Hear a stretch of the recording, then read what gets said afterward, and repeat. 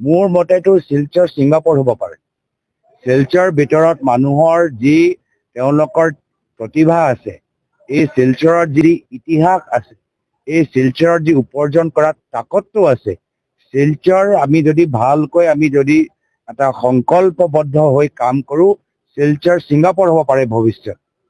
কিন্তু দুখৰ কথা যে বৰ্তমান চৰকাৰ শিলচৰক ছিংগাপুৰ নহয়, বৰাকক তেওঁলোকে কয়লা, চুপাৰী, লাইমষ্টন, পাথৰ এই চিণ্ডিকেটৰ বাবে মাত্ৰ ব্যৱহাৰ কৰি আছে।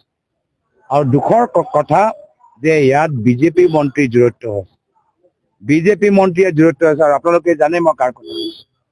আজি যি বিজেপি চৰকাৰ যি গৰু নামত গৌ মাতা নামত ৰাজনীতি কৰে, আজি বৰাকৰ ভিতৰত তেওঁলোকে গৰু স্মাগলিং কিয় বন্ধ কৰিব পৰা নাই? আমাৰতো চৰকাৰ নাই, কেন্দ্ৰত আমাৰ চৰকাৰ নাই, তেওঁলোকৰহে চৰকাৰ।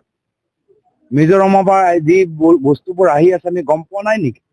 তো সেইকাৰণে আমি যথেষ্ট দুখিত যে বৰ্তমান চৰকাৰে বৰাক অঞ্চললৈ কোনো সৎ সংকল্প নাই, সৎ উদ্দেশ্য নাই, মাত্ৰ কয়লা, চুপাৰী, গৰু, পাথৰ এয়া লৈ তেওঁলোকে ব্যস্ত।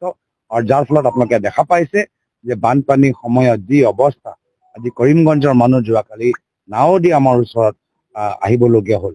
এনেকুৱা এটা অৱস্থা লৈ আমি বৰাকৰ যি পটেনচিয়েল আছে, আমি পটেনচিয়েলটো আমি ল'ব পৰা নাই। আৰু সেয়া হ'ল আমাৰ লোকৰ সংকল্প যে বৰাক চিকিৎসা, শিক্ষা আৰু উদ্যোগৰ ক্ষেত্ৰত